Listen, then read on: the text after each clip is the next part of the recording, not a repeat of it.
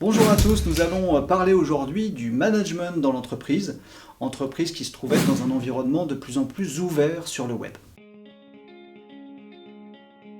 Alors en effet, le web propose de plus en plus de moyens, de techniques, d'outils qui offrent de l'ouverture, de la liberté d'expression notamment aux salariés de l'entreprise.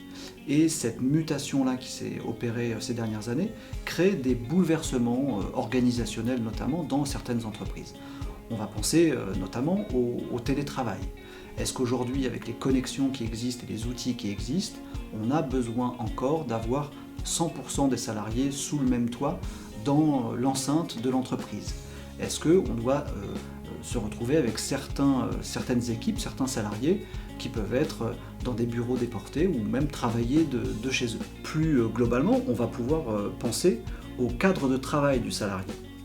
En effet, dans certaines entreprises, on peut encore avoir des horaires qui sont imposés à des salariés, c'est principalement le cas en France aujourd'hui, mais on peut se demander, avec les outils de communication web qu'on utilise tous tout le temps à longueur de journée et quasiment 7 jours sur 7, si on va devoir, par exemple, interdire aux salariés de parler de l'entreprise en dehors des heures de travail.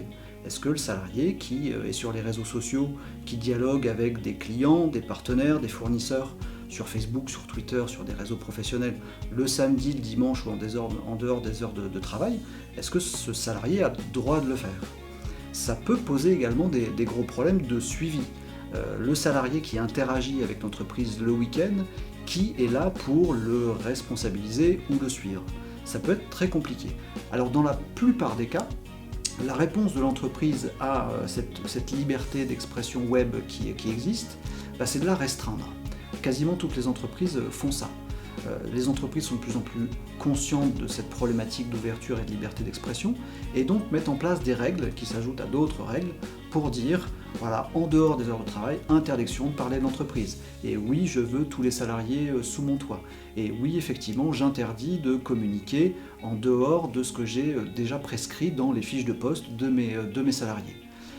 Cette façon de restreindre comme ça les libertés ne marche pas. Ça ne fonctionne pas.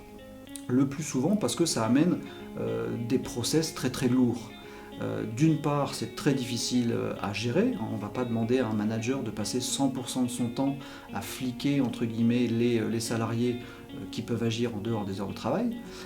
Non seulement c'est lourd, mais en plus ça crée un sentiment de privation d'espace d'expression, de privation de liberté de la part du salarié.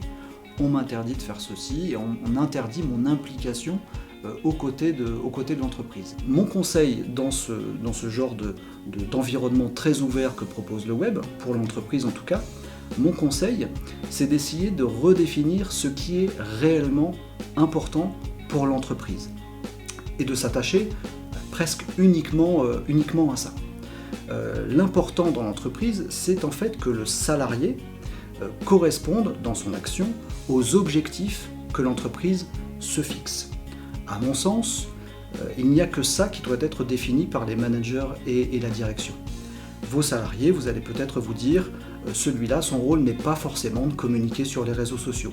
Plutôt que de restreindre et de dire, tu n'as pas le droit de communiquer, pourquoi pas de se dire, bon, c'est pas son rôle, donc je ne m'en préoccupe absolument pas. Il a des espaces de liberté, qu'il en fasse ce qu'il veut bien en faire, le salarié est responsable, je vais lui laisser cette liberté. En fait, il n'y a pas vraiment de choix que de laisser cette liberté. Encore faut-il avoir défini ce qui est vraiment important pour l'entreprise. Fixer les règles et dire voilà, moi je veux que tel objectif soit atteint. Je veux que le travail soit fait de cette façon. Je veux que mon client soit satisfait. Si ça peut prendre 8 heures sur la journée, ou 7, ou 9, ou 4, à la rigueur, peu importe. Alors ça peut bouleverser effectivement certains codes, certaines façons de travailler, mais en fait, si on s'attache réellement à ce qui est important pour l'entreprise, on va se fixer là-dessus et après laisser l'espace de liberté. Je peux vous donner un autre conseil pour aller encore plus loin, et ce qui fonctionne aussi très bien dans les entreprises dites ouvertes, c'est de créer un espace collaboratif, un espace d'expression et de liberté pour tout salarié au sein même de votre entreprise. Il y a des outils qui existent pour ça, on connaît les forums, ça peut prendre la forme d'un blog d'entreprise, ça peut prendre aussi la forme de ce qu'on appelle un réseau social d'entreprise, qui fonctionne à peu près comme un réseau social, mais qui ne concerne uniquement les salariés de l'entreprise, qui est un outil interne. Si vous arrivez à mettre en place ça dans l'entreprise, vous allez avoir différents comportements de vos salariés. Il y a ceux qui ne vont pas l'utiliser, à la rigueur c'est pas bien grave, c'est-à-dire qu'il n'y a pas de souci, il n'y a pas de problème, il n'y a pas une forte implication, mais il n'y a pas de souci. Et puis vous allez avoir des salariés qui vont pouvoir prendre en main cet outil de communication interne, ce réseau social d'entreprise ou ce forum, pour aller lancer des idées, pour aller ouvrir des débats, pour aller dire ce qui, à son sens, ne va pas forcément dans l'entreprise. Et du coup, vous allez créer un espace de liberté d'expression un petit peu sous contrôle. Si le salarié a quelque chose à dire, il ne va pas forcément le dire sur son Facebook le dimanche, mais il va naturellement aller le dire sur le réseau social d'entreprise. Là, vous allez pouvoir canaliser cette liberté d'expression.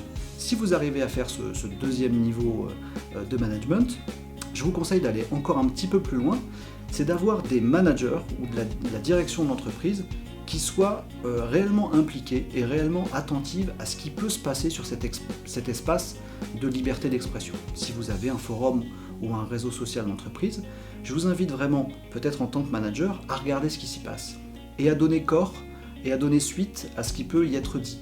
Se dire par exemple, tiens, tel salarié a émis telle idée, c'est peut-être pas idiot. Telle autre idée est venue, je vais aller la déminer tout de suite parce qu'elle ne me semble pas judicieuse pour l'entreprise.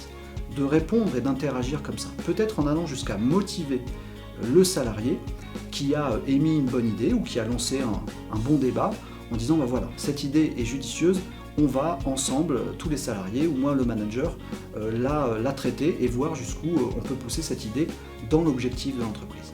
Si vous arrivez à faire ces trois choses, lâcher prise sur la liberté d'expression pour peu que vous ayez défini des objectifs clairs auxquels vous tenez, lâchez sur le reste. Deuxièmement, créer un espace d'échange et de liberté d'expression au sein de l'entreprise.